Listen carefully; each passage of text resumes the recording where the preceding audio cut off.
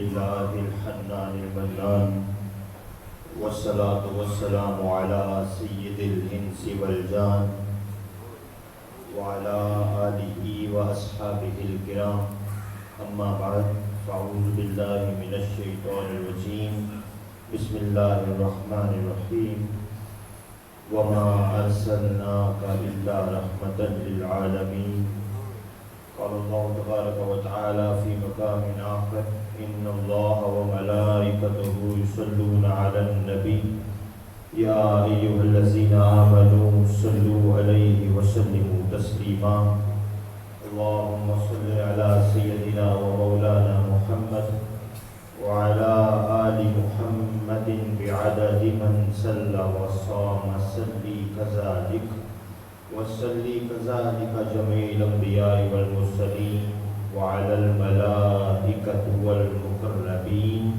وعلى عباد الله الصالحين رب يسر ولا تعسر وتمم بالخير وبك نستعين يا مستعان يا رب يا رحمن صلاة وسلاما عليك يا رسول الله.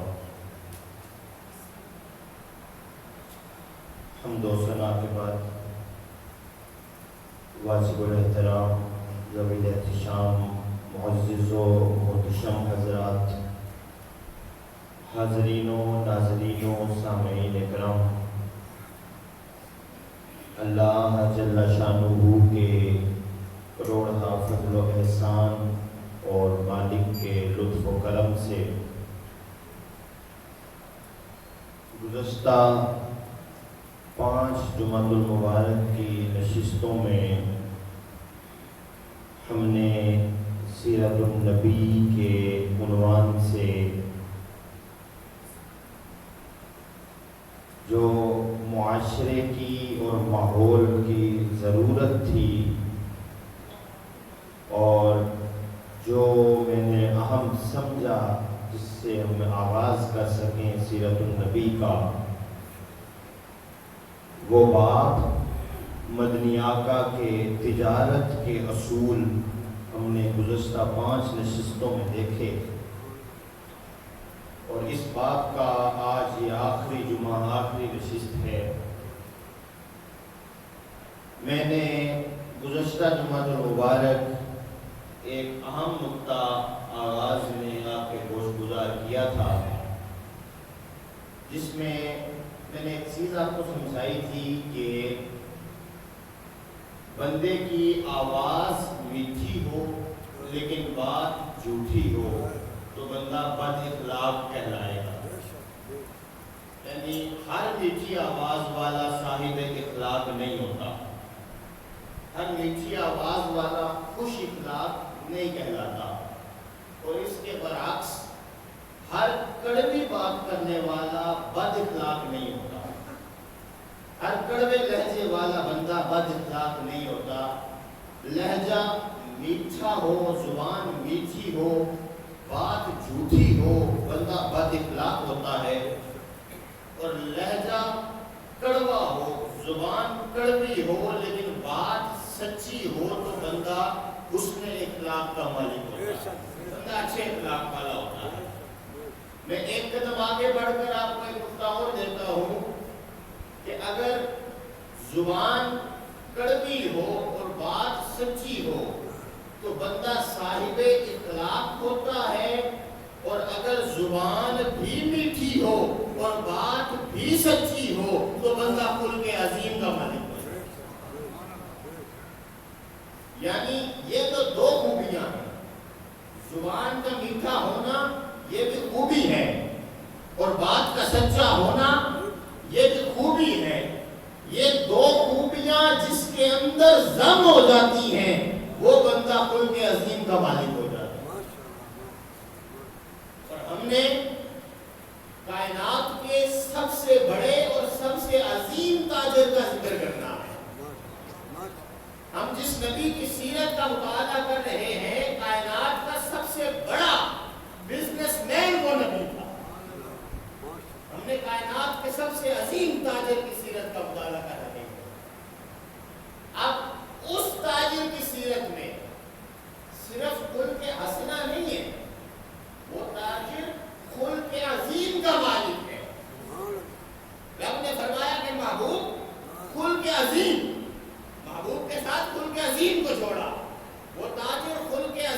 مالک ہے. یعنی تجارت میں اگلا اصول کہ تاجر کی زبان بھی میٹھی ہو اور بات بھی سچی ہو. اگر آپ مدنی آقا کی سنتوں پر تجارت کرنا چاہتے ہیں، مدنی آقا کے بتائے ہوئے طریقے پر تجارت کرنا چاہتے ہیں، سب سے پہلے اس چیز پر عمل کریں کہ اپنی زبان میں مٹھاس ڈالیں، آپ کی زبان میٹھی ہو اور آپ کی بات سچی ہو. صرف زبان میٹھی، فقط زبان کا میٹھا ہونا برکت نہیں آتی. صرف آپ کی زبان میٹھی ہے تو برکت نہیں آئے گی. میں بھی مارکیٹ کا بندہ ہوں، میں خود کاروباری ہوں، مجھے بھی پتا ہے ان چیزوں کا. آپ کی زبان میٹھی نہ ہو. آپ اکثر دکاندار ہوتے ہیں، اکثر نہیں آج کل تو بیشتر ہوتے ہیں کہ جن کی زبان بڑی کڑوی ہوتی ہے، جو بولتے ہیں نا تو بڑا اکڑا کے بولتے ہیں، بڑے غرور اور تکبر سے بولتے ہیں. آپ ایک بار اس کے پاس چلے جائیں گے، دوبارہ جانا پسند نہیں کریں. آپ کی پوری کوشش ہوگی کہ اور کسی سے لے لیں، اس کو کمپرومائز کر لیں، لیکن اس کے پاس نہ جائیں. زبان کا میٹھا ہونا کیوں ضروری ہے؟ تاکہ آپ کا اس دنیا میں کاروبار بڑھے. اور بات کا سچا ہونا کیوں ضروری ہے؟ تاکہ آپ کا اگلا جہاں بھی سمجھ جائے. کیونکہ جب ایک تاجر صادق و امین ہوتا ہے، جب ایک تاجر سچی بات کہتا ہے، تو اس کا مقام کیا ہوتا ہے کہ وہ نبیوں اور صدیقوں کی صف میں کھڑا ہو جاتا ہے. آپ نے اپنی زبان میں مٹھاس پیدا کرنی ہے تاکہ آپ کا یہ جہاں سنور جائے، اور آپ نے اپنی بات میں سچائی پیدا کرنی ہے تاکہ آپ کا وہ جہاں سنور جائے. میں آپ کو رزق میں، کاروبار میں برکت کا وظیفہ دے کے جا رہا ہوں. اگر لوگوں کی شکایت ہوتی ہے نا کہ کاروبار نہیں چلتا، میں وظیفہ دیتا ہوں، میٹھی زبان، سچی بات. صرف اتنا سا عمل، اتنا چھوٹا سا عمل، زبان میں مٹھاس، بات میں صداقت، زبان میں مٹھاس، کلام میں سچائی، یہ دو کام آپ کر لیں، رزق کی گارنٹی خود رکھ دیتا ہے. سبحان اللہ. اپنی زبان میں مٹھاس پیدا کریں. اچھا، اب مٹھاس کیسے پیدا کرنی ہے؟ سب سے پہلا تو یہ کہ مٹھاس کیوں پیدا کرنی ہے. میں کچھ سوال آپ سے کرتا ہوں، آپ نے جواب دینے ہیں، انشاءاللہ بات سمجھ آئے گی. رزق کون دیتا ہے؟ رزق کس نے دینا ہے؟ اللہ نے. کس کے ذریعے دیتا ہے؟ وسیلہ کس کا ہوتا ہے؟ وسیلے کے بغیر تو نہیں نہ دیتا.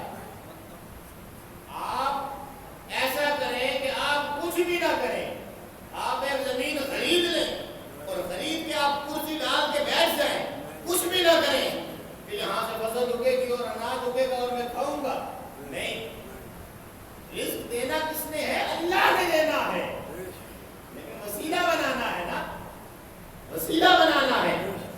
کیونکہ ہم بات کاروبار کی کر رہے ہیں. جو کاروباری شخصیتیں ہیں، جو لوگ کاروبار کرتے ہیں، جو لین دین کرتے ہیں، میں ان سے مخاطب ہوں. اب آپ نے وسیلہ دیکھنا ہے کہ آپ کے رزق میں وسیلہ کون ہے؟ گاہک، آپ کا کسٹمر. کاروباری بندے کا جو کسٹمر ہے وہ اس کا رزق کا وسیلہ ہے.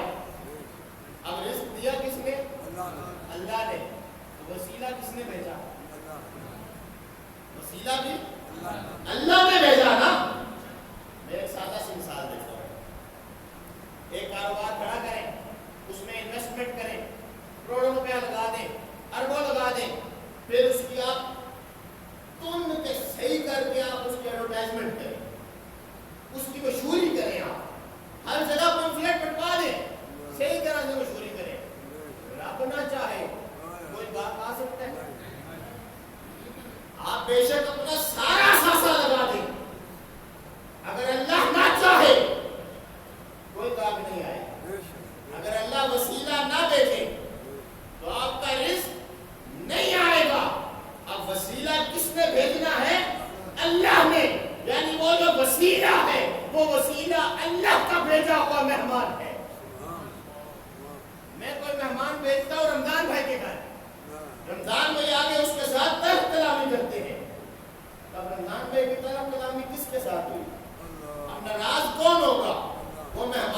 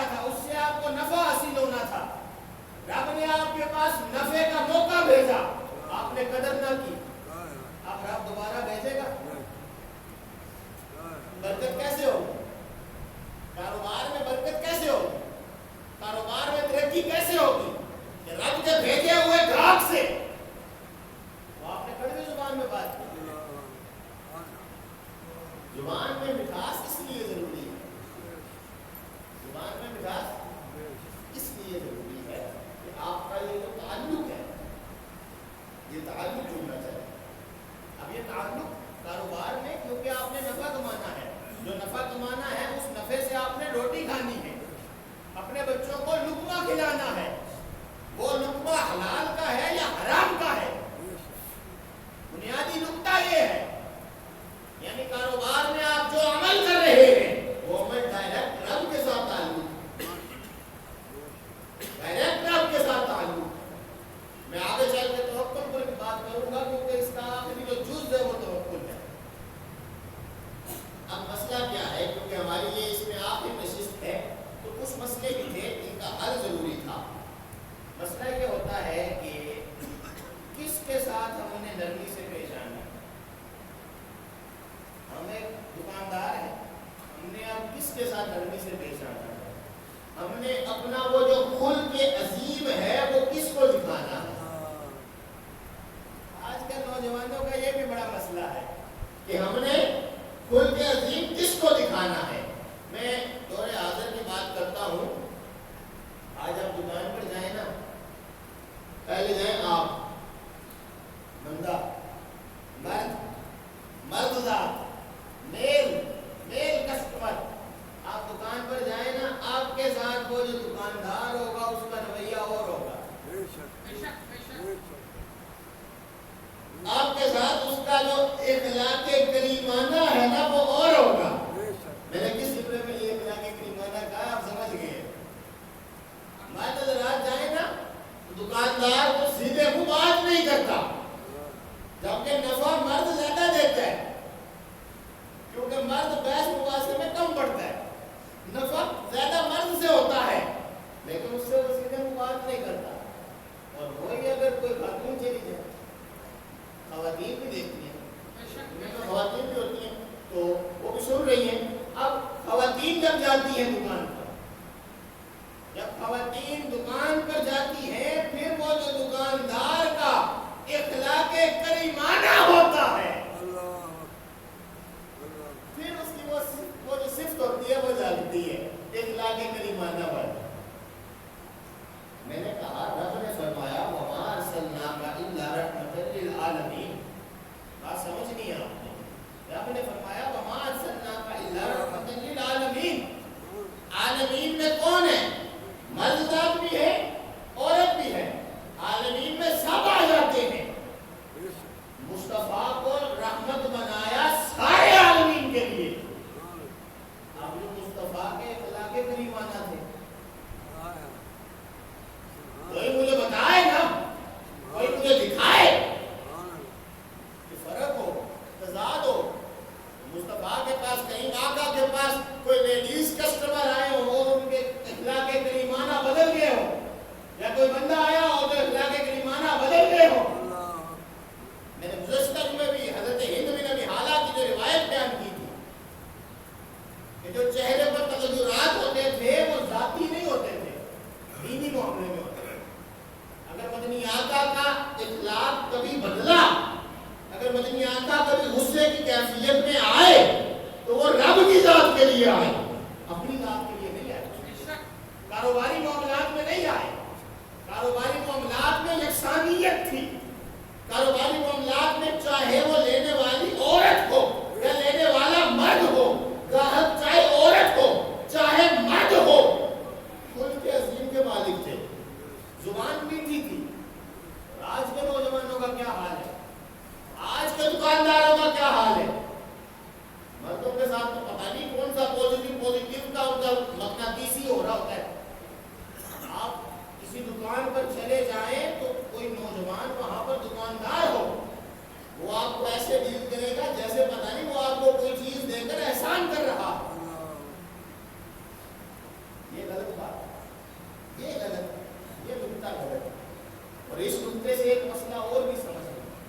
خواتین کا بازار جانا، خواتین کے بازار جانے کی اسلام میں کیا نوعیت ہے؟ سب سے پہلی بات، خواتین کی ذمہ داری ہے کہ وہ گھریلو کام سر انجام دیں. خواتین کی ذمہ داری ہے کہ وہ گھر داری سنبھالیں، وہ گھر کو سنبھالیں. ہاں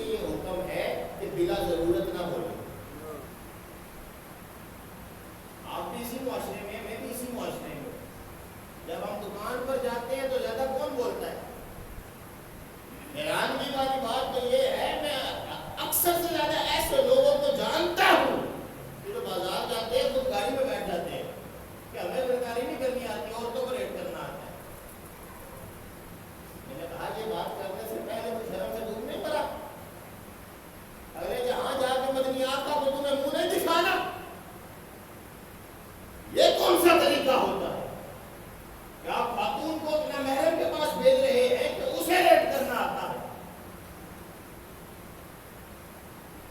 اسلام نے اس چیز کی سخت ممانعت ہے. عورت بازار جائے استثنائی صورت ہے کہ بہت مجبوری ہے, گھر میں اور کوئی نہیں جا سکتا, اور جب چلی گئی ہے تو اس کا رویہ سخت ہونا چاہیے.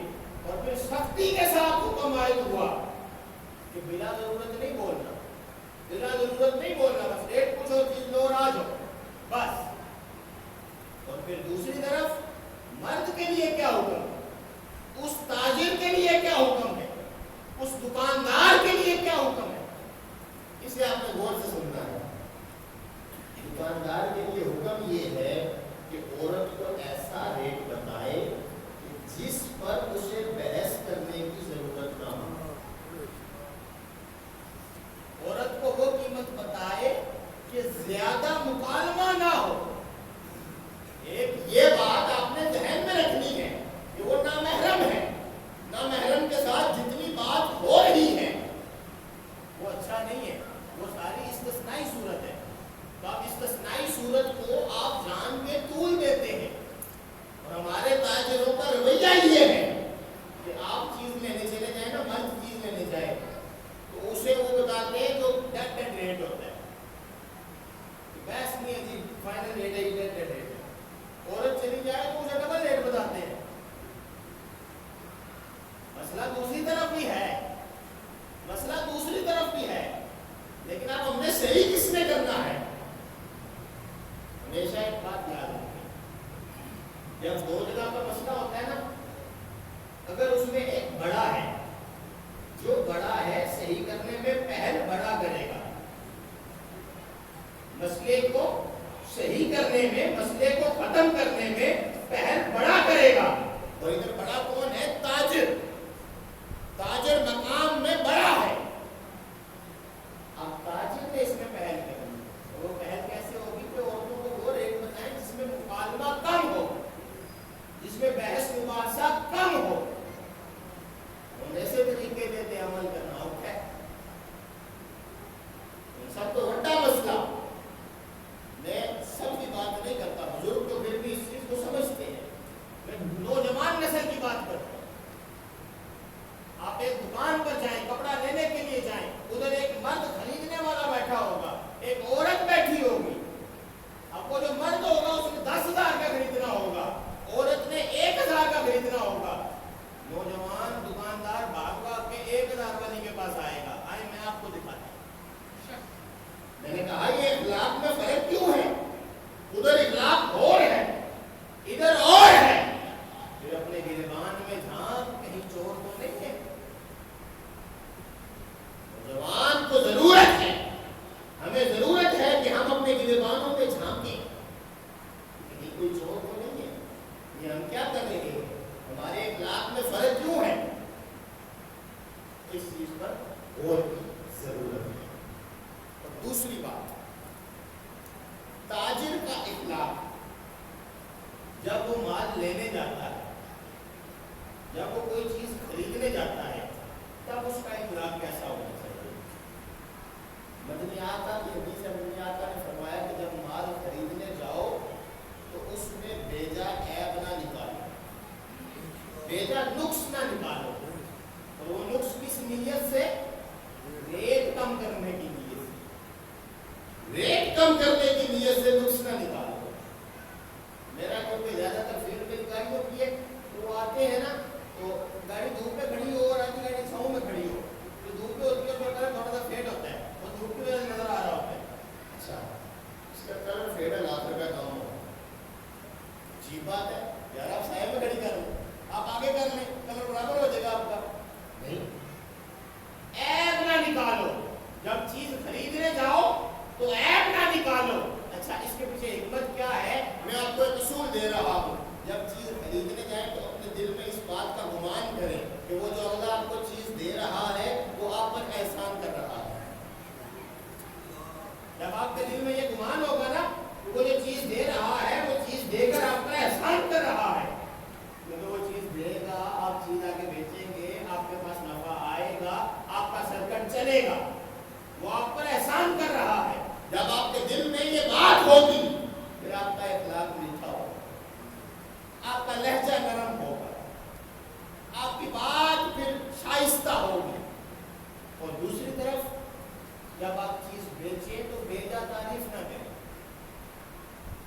اپنی چیز جب آپ فروخت کریں، جب آپ چیز لینے جائیں تو عیب نہ نکالیں، اور جب بیچیں تب فروخت نہ کریں۔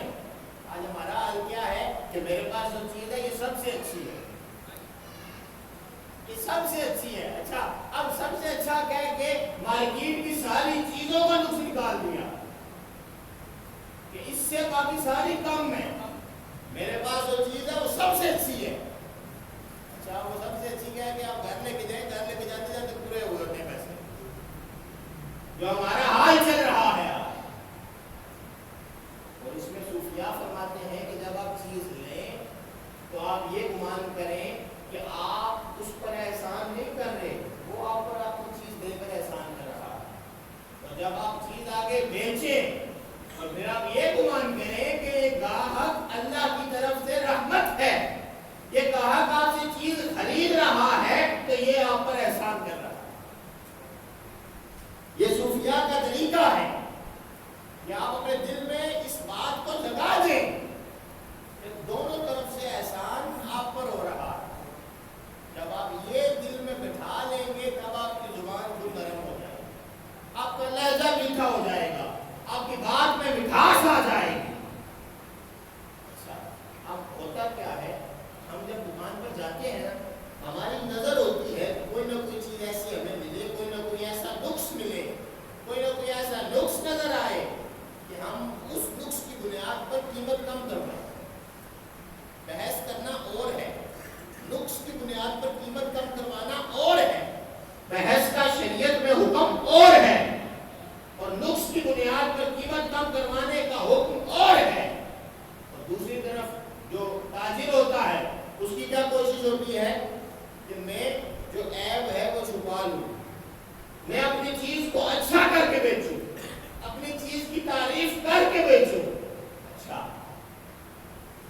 آئمہ کے سردار حضرت امام اعظم ابو حنیفہ رضی اللہ تعالیٰ عنہ، اچھا آپ امام ہیں امت کے، حنفیوں کے امام ہیں، امت کے امام ہیں، اتنے بڑے امام ہیں اور ہزاروں کتابیں ہیں، فقہ پر کام ہزاروں کتابیں ہیں، لیکن ساتھ تجارت بھی ہے۔ آپ کپڑے کی تجارت کرتے ہیں، کپڑے کے تاجر تھے تو تجارت کر رہے تھے، تو ایک کپڑا تھا وہ ڈیفالٹ پیس تھا، اس کے اندر عیب تھا، نقص تھا۔ نماز کا ٹائم ہوا، آپ جانے لگے، آپ نے اپنے جو لڑکا تھا ادھر اس کو آپ نے سمجھایا کہ وہ جو کپڑا پڑا ہوا ہے اس کے اندر نقص ہے، اس کے اندر عیب ہے، اگر کوئی وہ خریدے تو عیب بتا کر قیمت کم کر کے بیچنا، اس کی قیمت دوسروں سے کم کر کے بیچنا اور عیب بتا کر بیچنا۔ اب امام ہے، امت کے امام ہے، نماز پڑھ کے آئے نا تو لڑکے نے کہا میں نے وہ بیچ دیا۔ آپ نے پوچھا کہ بیچ دیا ہے، کتنے کا بیچا؟ اس نے قیمت بتائی، تو آپ کہہ رہے تھے یہ تو پوری قیمت ہے، وہ تو عیب دار تھا، وہ تو عیب دار تھا، میں نے کہا تھا کہ عیب بتا کر بیچنا۔ کہنے لگا مجھے یاد ہی نہیں رہی، مجھے یاد ہی نہیں رہی۔ آج ہم سیلز مین بھی ایسا ڈھونڈ رہے ہوتے ہیں، ہماری کوشش ہوتی ہے کہ ایسا سیل مین ملے جو عیب دار چیز کو بیچ دے، اصل داموں میں بیچ دے۔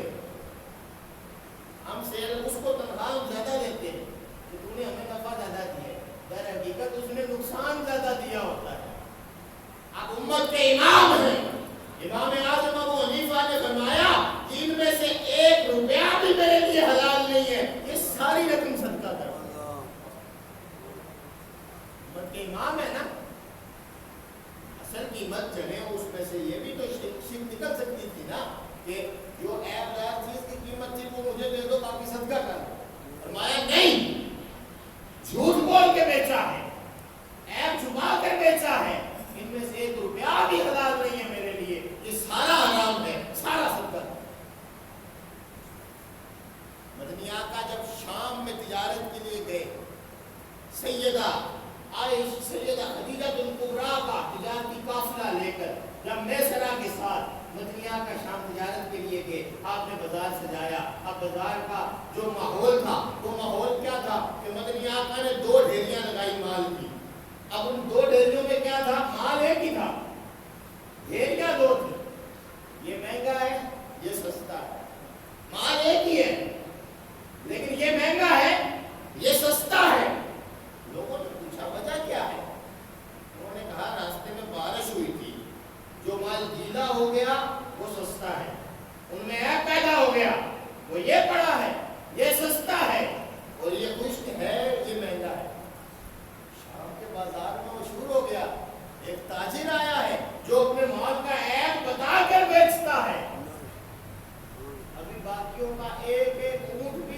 کا تھا، مدنی آقا نے 70 اونٹ فروخت کر دی۔ یہ وہ برکت تھی جو سچ کی برکت تھی، جو صداقت کی برکت تھی۔ جب ایک تاجر سچ بولتا ہے تو پھر رب کو وہ اتنا پسند آتا ہے کہ رب اس پر اپنے خزانوں کے دروازے کھول دیتے۔ وظیفہ یاد رکھ لیں، زبان میٹھی، کلام سچا، آپ کے کاروبار میں برکت رب کے ذمہ ہے۔ آپ اس وظیفے پر عمل کریں، وظیفے پر عمل کریں۔ ہمیشہ ہمیشہ جب بھی آپ چیز لینے جائیں تو اس میں بیجا عیب نہ نکالیں، اور جب بھی آپ چیز فروخت کریں تو اس کی بیجا تعریف نہ کریں، عیب بتا کر دیں۔ اور پھر آخری چیز، اس باب میں آخری چیز جو مدنی آقا نے ہمیں ارشاد فرمایا، وہ جو اصول ہمیں مدنی آقا نے دیا، وہ اصول کیا ہے کہ تاجر کو چاہیے کہ وہ اللہ پر توکل کرے۔ رازق کون ہے؟ اللہ۔ رزق کس نے دینا ہے؟ اللہ نے۔ اچھا، ایک نوکری پیشہ بندہ، ایک شخص نوکری کرتا ہے، اس کی فکس سیلری ہے، اس کو وہ مہینے بعد وہ فکس سیلری مل جانی ہے۔ لیکن ایک تاجر ہے، اس کے پاس گاہک آئے گا پھر اس کا کام چلے گا، گاہک آئے گا پھر کام چلے گا۔ گاہک کس نے بیچنا ہے؟ اللہ نے بیچنا ہے۔ برکت کس نے ڈالنی ہے؟ اللہ نے ڈالنی ہے۔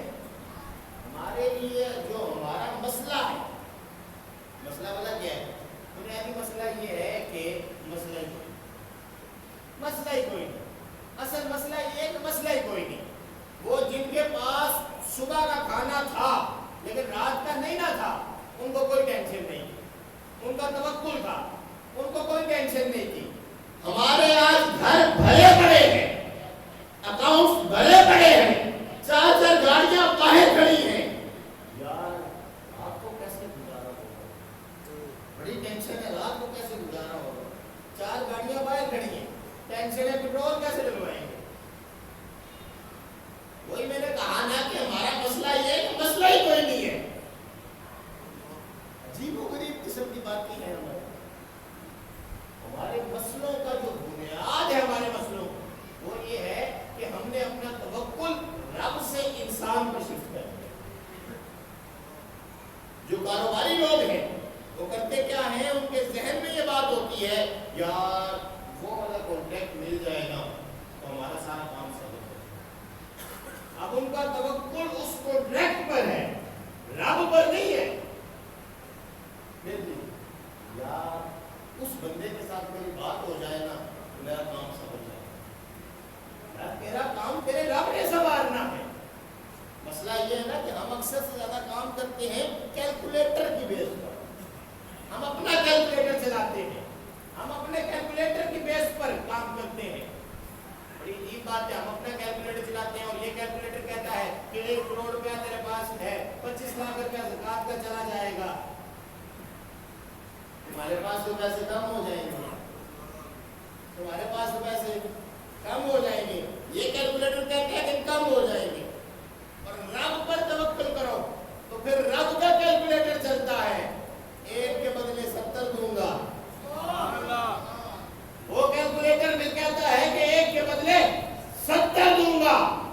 بندہ کہتا ہے کہ میرے پیسے کم ہو گئے ہیں، رب کہتے ہیں نہیں، جو تم نے دیا ہے نا 2.5%، اس 2.5% کا میں 70 گنا بڑھا کر دوں گا۔ یہ رب کا کیلکولیٹر چل رہا ہے، یہ رب کا توکل چل رہا ہے۔ جو کاروبار کرتے ہیں مدنی آقا نے اصول بتا دیا کہ کاروبار کا اصول یہ ہے، اپنی محنت کرو اور جو آپ کا مقدر آنا ہے وہ رب پر چھوڑو، توکل رب پر کرو۔ کیوں؟ رب نے خود قرآن میں فرمایا نا ان اللہ یحب المتوکلین، اللہ توکل کرنے والوں سے محبت کرتا ہے۔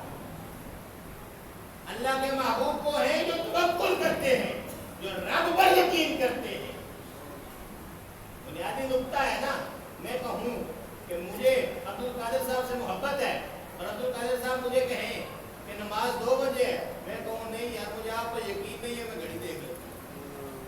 یہ کون سی محبت ہوئی؟ یہ کون سی محبت ہوئی؟ نا بندو، ایسے نہیں، ایسے نہیں۔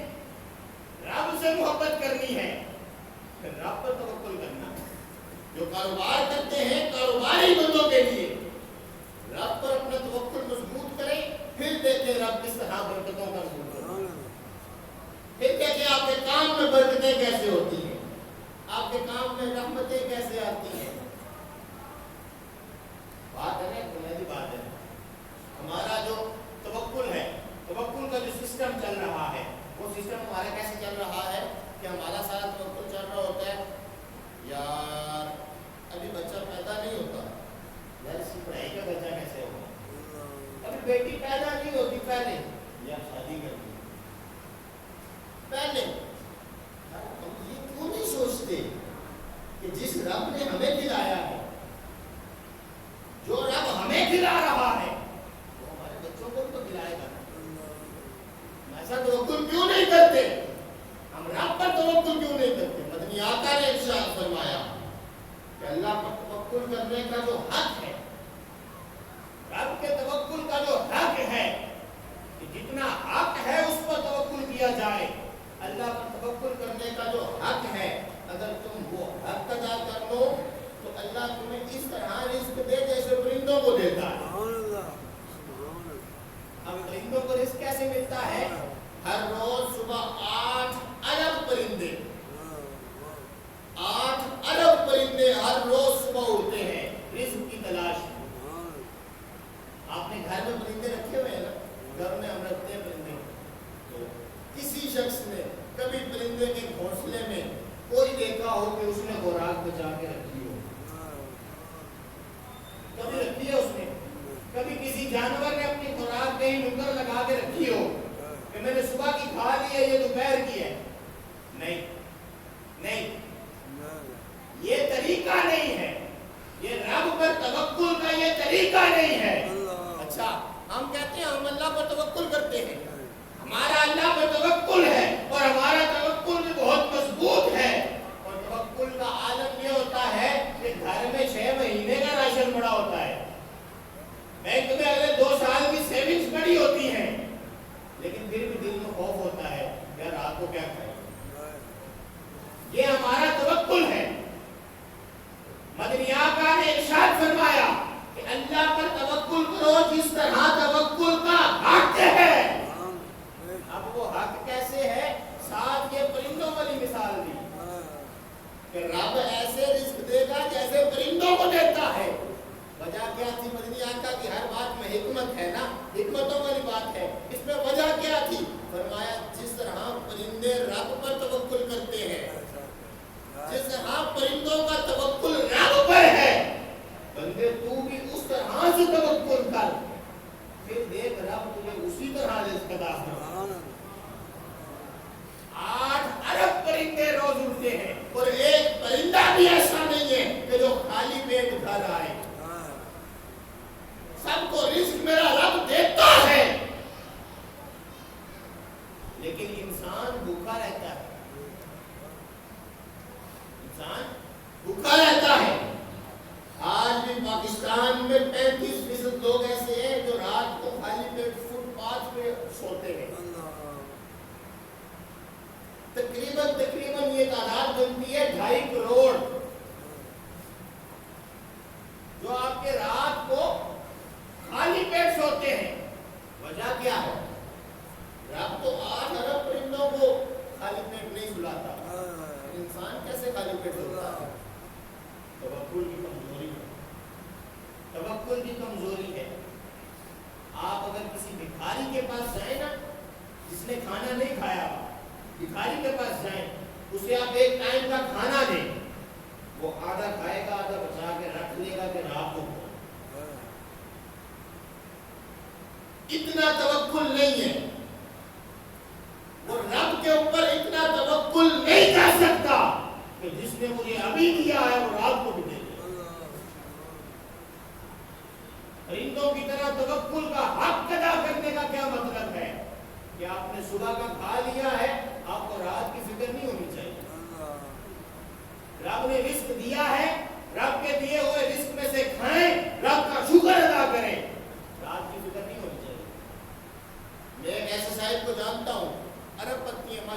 صاحب نے بہت نوازا ہے. اچھا ان کے اکاؤنٹس ہیں اور انہوں نے اکاؤنٹس اپنے رکھے ہوئے کیسے؟ یہ میڈیکل سیونگ ہے, یہ بچوں کی شادی کے لیے سیونگ ہے, یہ گاڑی کی آپریشن کے لیے سیونگ ہے, یہ گھر کی رینوویشن کے لیے سیونگ ہے. ایسے انہوں نے اکاؤنٹ بنائے ہوئے ہیں, ایسے وہ جوڑ رہے ہیں پیسے. اچھا اب ہوا کیا کہ ان کے والد صاحب بیمار ہو, یہ کرونا آیا نا پیچھے جب, تو ان کے والد صاحب کو شکایت ہو گئی, ان کے والد صاحب بیمار ہو گئے. اب ہاسپٹل میں ہر جگہ پر ایمرجنسی نافذ تھی, سلینڈر نہیں مل رہے. ان کا مجھے فون آیا, اسنیپ بھائی کسی طرح نا کہیں سے کوئی سلینڈر ارینج کروا رہا ہے, کروڑوں روپے لگتا ہے, میں لگاؤں گا. وہ جو سیونگ انہوں نے کی تھی, کروڑوں لگتا ہے میں لگاؤں گا, کہیں سے سلینڈر ارینج کروا رہا ہے. میں نے کوشش کی, کرونا پیک پر تھا, نہیں ارینج ہو سکا. 2 دن کے بعد ان کے والد صاحب کا انتقال ہو گیا. وہ جو میڈیکل سیونگ اکاؤنٹ تھا وہ کدھر گیا؟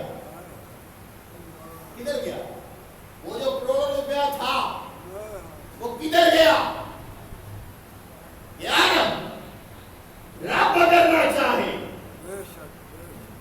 وہ کروڑوں جوڑنے سے بہتر نہیں تھا کہ رب پر توکل کرتے.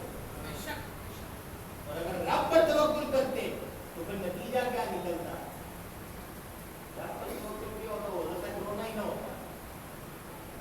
مسئلہ تو توکل کا ہے نا. ان کی ایک مائنڈ سیٹ ان کا یہ بنا ہوا تھا کہ میں جب بیمار ہوں گا تو میرا پیسہ مجھے بچائے گا, میں جتنا پیسہ جوڑوں گا پیسہ مجھے بچائے گا. آپ اربوں لگا لیں, رب کی طرف سے اگر تقدیر میں شفا نہیں لکھی نہیں ملتی, اور اگر تقدیر میں شفا لکھی ہے 1 روپیہ بھی نہ لگائیں, رب چاہے اسی وقت شفا مل جائے. کیا آنکھوں کو آنکھیں نہیں ملتی؟ کیا پیروں کو کان نہیں ملتے؟ کیا ایسے معجزے اور ایسی کرامات نہیں ہوتی؟ ہوتی ہیں, ہزاروں ہوتی ہیں, روز ہزاروں ہوتی ہیں, اور کئی اربپتی ایسے ہوتے ہیں. اچھا مجھے تو حیرانگی ہوتی ہے, میں ایسے لوگوں کو بھی جانتا ہوں, نیت اچھی ہے, عمل اچھا ہے, میں صرف توکل بتانا چاہ رہا ہوں, یہ عمل اچھا ہے. میں ایسے لوگوں کو جانتا ہوں جو حج اور عمرہ کے لیے سیونگ کرتے ہیں. ان کی سیونگ ہوتی ہے حج اور عمرہ کے لیے. میں ان کو بھی کہتا ہوں جب بلاوا آئے گا نا, نہ امیرہ نکل لے نہ غریبہ نکل لے, مدینے میں جانا نصیبہ نکل لے. کئی اربپتی ایسے ہیں جنہوں نے ابھی تک عمرہ نہیں کیا, بلاوا نہیں آیا. توکل کریں, اللہ کی ذات پر توکل کریں, اور ذات پر توکل کر کے پھر اپنے جو قلبی رشتہ ہے, جو دل میں محبت کا عنصر ہے, اس عنصر کو مدینے والے کی ذات کے ساتھ جوڑ لیں. جب آپ کا توکل جڑ جائے گا محبت کے ساتھ, پھر منظوری بھی ہوگی, بلاوا بھی آ جائے گا. جہاں سے بلاوا آ سکتا ہے, جہاں سے منظوری ہو سکتی ہے, وہ ذات قادر و مطلق ہے, وہ چاہے تو اسباب بھی پیدا کر سکتے ہیں. توکل آپ کا پختہ ہونا. کاروباری شخص کے لیے ضروری ہے کہ وہ اپنا توکل پختہ توکل رکھیں, اللہ پر یقین یہ رکھیں کہ رزق ہمیں اللہ نے دینا ہے. دل میں یہ بات نہ رکھیں کہ یار وہ بندہ ہمارے پاس آئے گا تبھی ہمارا کام چلے گا. نہیں, آپ کے پاس ایک کاغذ بھی نہ آئے نا, لیکن اگر رب نے آپ کے مقدر میں رزق لکھا ہے تو وہ مل جائے گا, وہ مل جائے گا. اور آج ہمارے توکل کی کمزوری ہوتی ہے. ہمارے توکل کی یہ جو کمزوری ہے نا, یہ انسان کو جلد باز بنا دیتی ہے. انسان کہتا ہے کہ یار جلدی جلدی بس یہ کام ہو جائے. اب جب وہ جلدی میں جاتا ہے پھر وہ حرام کی طرف جاتا ہے, کیونکہ آپ کمائی میں, تجارت میں جہاں آپ جلدی کریں گے وہاں آپ حرام کی طرف جائیں گے.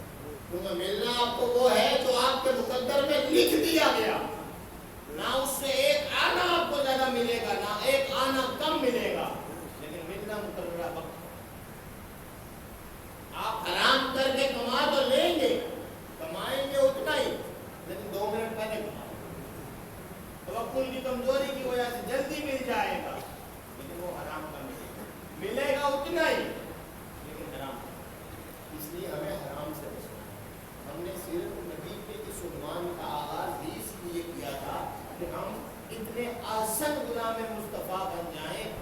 محشر کے میدان میں سرکار ہمیں دیکھیں اور پکاریں، وہ دیکھو میرا غلام۔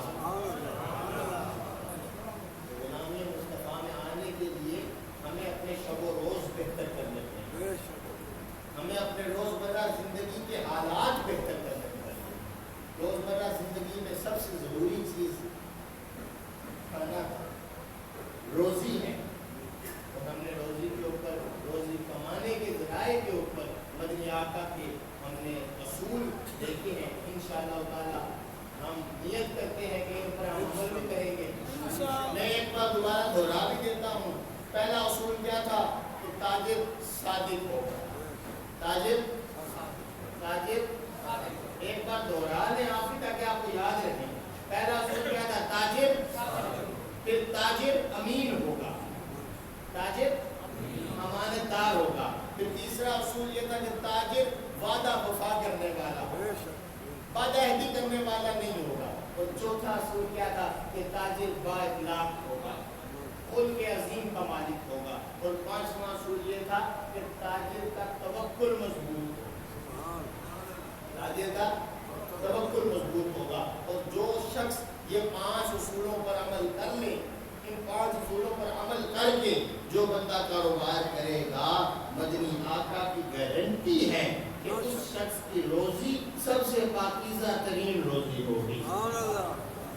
روزی کا زیادہ ہونا مقصد نہیں ہے، رزق کا زیادہ ہونا مقصد نہیں ہے، رزق کا پاک ہونا مقصد ہے۔ اپنے معیار درست کریں، چیزوں کو پرکھنے کے جو معیار ہیں وہ درست کریں، اپنی کامیابی کے جو زاویے ہیں وہ درست کریں۔ اور وہ زاویے کس طرح درست ہوں گے کہ اپنے زاویے کو مقدار پر نہ منحصر کریں، معیار پر منحصر کریں۔ آپ نے مقدار نہیں دیکھنی، آپ نے معیار دیکھنا۔ جو آپ کے پاس رزق آ رہا ہے، جو آپ کی آمدن آ رہی ہے، آپ نے اس آمدن کی مقدار نہیں دیکھنی، آپ نے معیار دیکھنا۔ اور معیار کیا ہے کہ اگر حرام کا کروڑ آ رہا ہے تو حلال کے 10 روپے ان کروڑ سے بہتر ہیں، یہ معیار ہے۔